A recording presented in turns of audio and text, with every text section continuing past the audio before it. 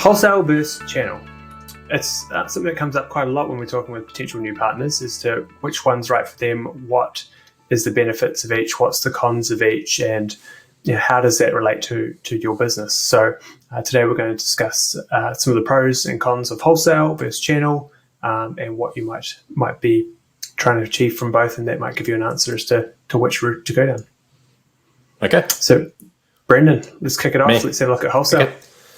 All right. So why would you want to be a wholesaler as opposed to channel partner? I guess just to set the scene, a wholesaler is someone who owns the end user relationship. They handle billing and they handle tier 1 support.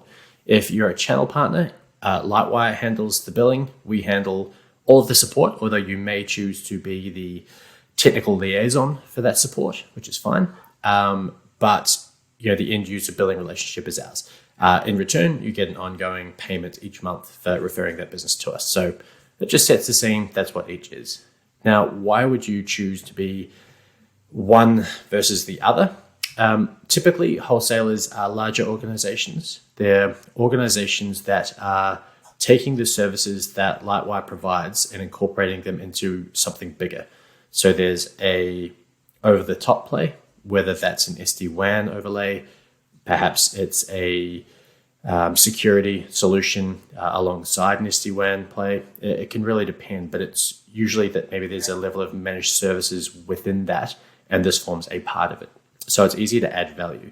Simply clipping the ticket and passing something through, it's probably more of a channel partner play. But more than that, it's about how commercially savvy the people within the business are, how strong their practices and processes are, and honestly, how much time they've got to actually devote towards this kind of a project. So I guess at a high level, there's some obvious benefits to being a wholesaler, and maybe Nick, I'll let you run through those. Yeah, so I guess the first one is end-to-end ownership of that customer. They don't need to know about Lightwire or any of your providers. You can white label it. We can be as involved or not involved as you want. That's probably the key one.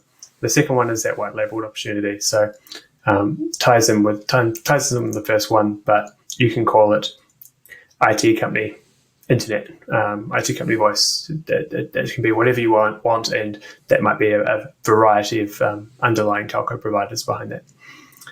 The third one is, you own that end-to-end support with the customer.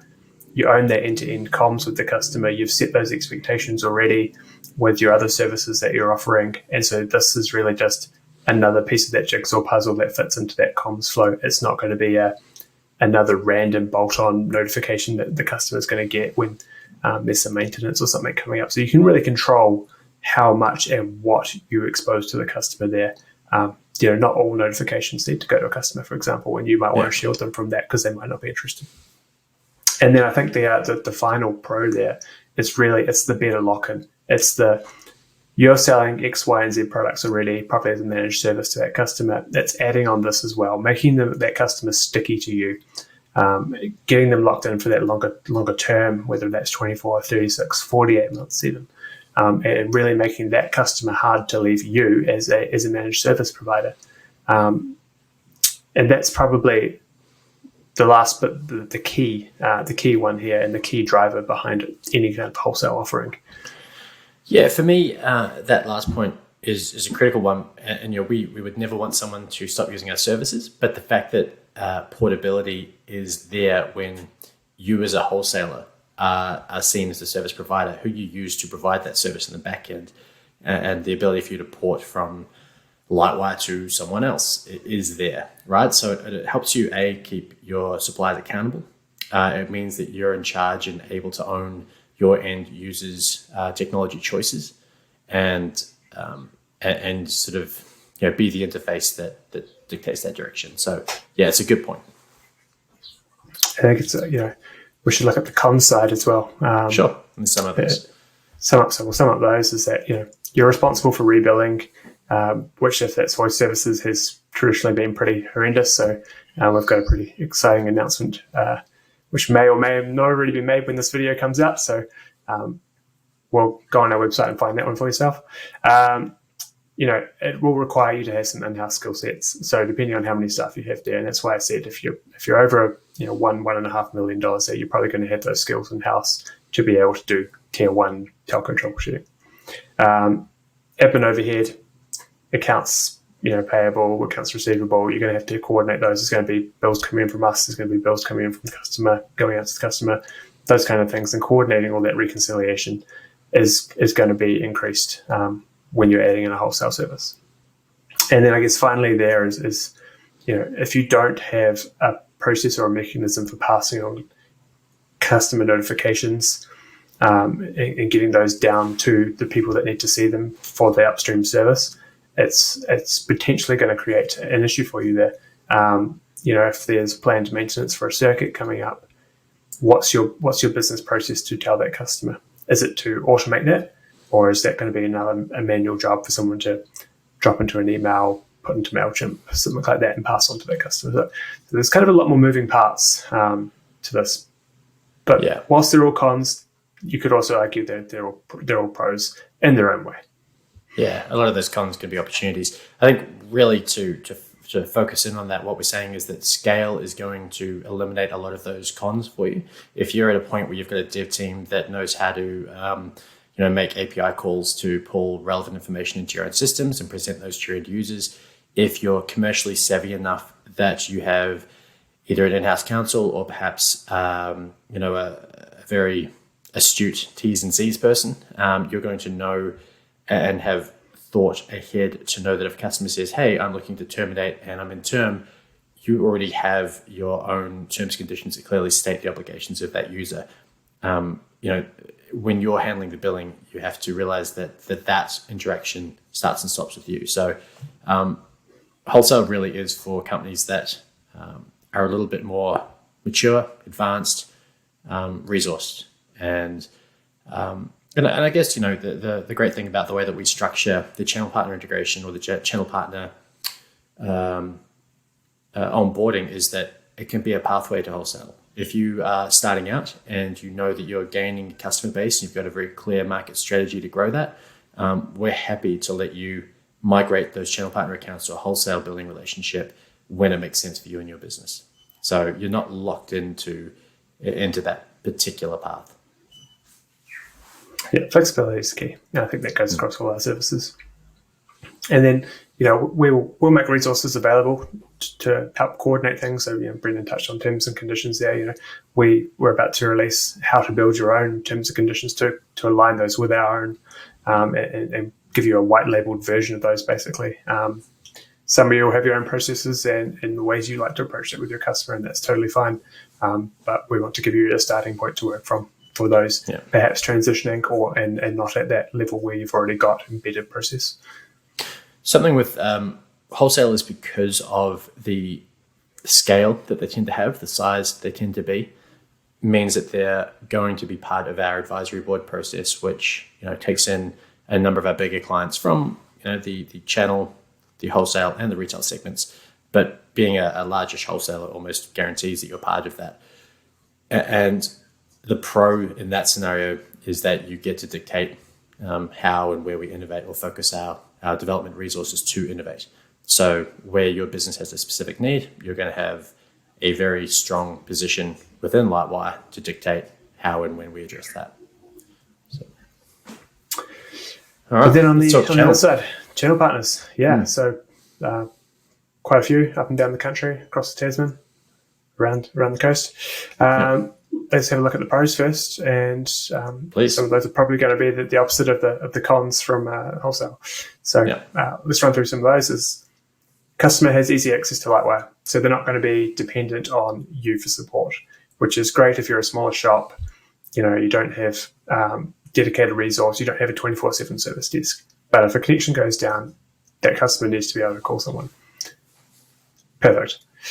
Step 2, no admin overheads. So one of the key differences of channel partners is we're billing that customer directly, and then that extends to communications as well. So outage notifications will go to the technical contacts. So that could be an in-house resource for that customer, and it can also be you as the IT provider. That's going to save a lot of time of reprocessing existing information and shipping that down the line. And then I think on the other side here, we've got, the rebates follow that customer for the lifetime that customer's with us. So you might be a small shop, you might go through some growth pains, that customer might leave you. But as long as they're staying with Lightwire, those rebates are going to be coming back to you. So you're actually incentivized for bringing that customer to us, regardless of whether they stay with us or stay with you, which is a pretty key differentiator in the market. And I don't think too many other telcos are offering that kind of offering to their partners. Yeah, we will. And then, yeah, we're pretty awesome. And then the final one there is, you don't need to be a networking wizard or a voice master or any of those skills in house. We can act as that third party consultancy. We can act as that pre-sales engagement. We can do the analysis of what your customers currently paying, what their needs are, what it's going to look like in the future, and be your trusted advisor on their behalf and work with you and them to get that end result that they actually need. So we can kind of become a wider extension of your team. On that, you mentioned voice there. So in a recent conversation with one of our biggest channel partners in Southeast Queensland, around why they chose to be a channel partner, even though they're a very large organization, when it came to voice services, it was simply a matter of specialization, really. They're not a voice shop. They don't have staff trained in voice. They see it as something that their clients need. They want to be able to advise them and to work with a trusted partner, but they don't see any value for their business in packaging up that particular type of service, a voice product of some sort. And because obviously they're very happy with the way all the rollouts have gone that they've sent our way, and the customers are very happy, it's just a rinse and repeat process. But being a channel partner is not always a reflection of size, it's a reflection of focus. That's a very good point to make. And then, cons of being a channel partner, and this again will be the pros of being a wholesaler is, you're not going to have the total ownership over that customer. So you won't have control over what notifications go to them, when those notifications go to them. You're not going to have the opportunity to mark services up and wrap them around as your own. Like we say, we can transition you to get to that point, but you're going to miss out on some opportunity there to make that customer sticky to yourselves. But that may or may not be a focus for you. You might just be wanting to provide the best service. And then changes to service speeds and plans and moving things around, that's all got to go via sign-off from the customer. So it's an end relationship between us and them, and you might be acting as the intermediary along that way and helping them with those decisions. But that sign-off process is going to be dead-ended by them. And, if they're perhaps a bit slower moving, have robust sign-off processes and things like that, you might lose some of that agility to be able to continuously deliver an ultra-high-grade service to that customer and keep up with the velocity of that delivery that's meeting their needs. So I guess that's a really good wholesale advantage there over the channel. Yeah. Just on that, losing control over the messages that are sent via Lightwire directly to the end user. That's true. And I guess the one, again, mitigating scenario there is, as the channel partner and as the customer's trusted tech contact, you can be listed in our system as the technical contact that receives those notifications, and then you can filter out what matters, what doesn't, what they should be aware of, what's within your own domain, etc. So, how each service is structured in terms of which contacts are listed for what type of notifications, billing, technical, sales, that's going to determine that comms flow as well. So there is still some control, but it's not total control. Yeah. So yeah, it probably sums up the two key points there. I think we should also just say, what channel partners actually get in terms of their rebates. Yep. That's probably a great one to decide, because someone could go, I value the service at the lower rate, and therefore I just want to sell things at wholesale costs with no markup. Okay, so that's a really important point, and one, if I was a smarter man, I would have thought of already. But the pro of being a wholesaler is you determine the end user rates. Now you can muddy the waters a little bit by bundling in the services you procure from Lightwire into a bigger set of products. So perhaps there's not a specific price point for the specific elements of that overall service that we provide. But certainly you control margins as a wholesaler. You can determine whether you match our retail recommended price point, or perhaps it's much higher, perhaps it's lower because you want to be a price leader. You want to look at how that works. So as a wholesaler, as a channel partner, we're fronting the billing, we're fronting the service. So we're going to go with our RRP, our standard retail price points, and your rebate, your monthly rebate, is going to be the same as it is for all of our partners. So there's a very different ability to determine the value of each sale. When it comes to channel partners, it's pretty simple. Voice is particularly simple. It's 10% of gross billing, ex GST each month, every month. So if your customer is being billed $100 by us, you'll get 10 of that every month. When it comes to internet services, it's 15% of GP. So basically the end user cost minus our input, our cost of sale, which is really just the circuit, and then you get 15% ongoing of whatever that difference is. So pretty simple stuff, and there's more information that we can send through to anyone interested, but in basic terms, that's what you're looking at.